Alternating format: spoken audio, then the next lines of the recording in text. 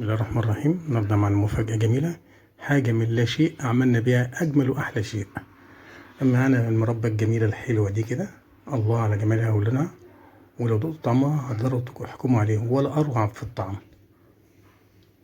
طب ما تيجي نشوف عملنا الجمال ده كده ازاي. يلا بينا. معانا بطيخة حلوة كبيرة، هستعملها النهارده كده استعمال. هقطعها وبأي طريقة حضرتك تحبوا تقطعوها قطعوها انتوا. أنا بحب أقطعها مثلثات بالشكل ده كده.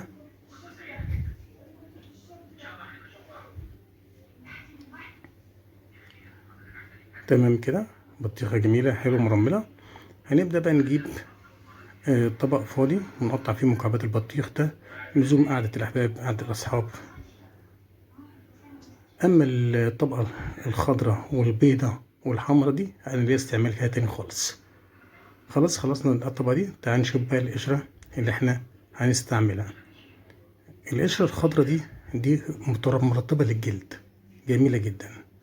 أما القشرة البيضة، الطبقة البيضة والطبقة الحمراء دي أنا ليا استعمال فيها، اللي احنا نعمل مربى البطيخ منها النهاردة.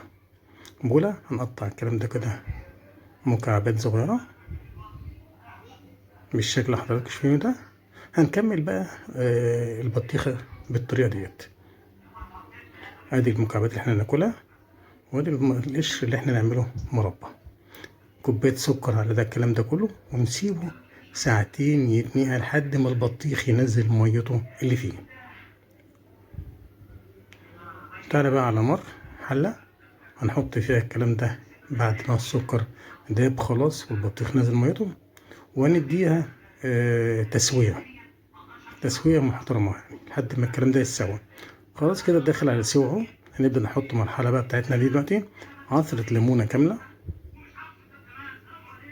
ومعلقة جلوكوز من اللي هو بتاع السيرم بتاع الشربات ده، اللي هيعادل كثافة المربى معايا، هيدي تقل المربى معايا. كلام سليم كده. خلاص خدنا الكلام ده استوى كده، هنسيبه يبرد، نضربه في كبة في خلاط عند بلندر بأي طريقة. ادي شكل المربى الجميلة، نعبيها في برطمان. اللون، طعم، جمال، فايدة غذائية.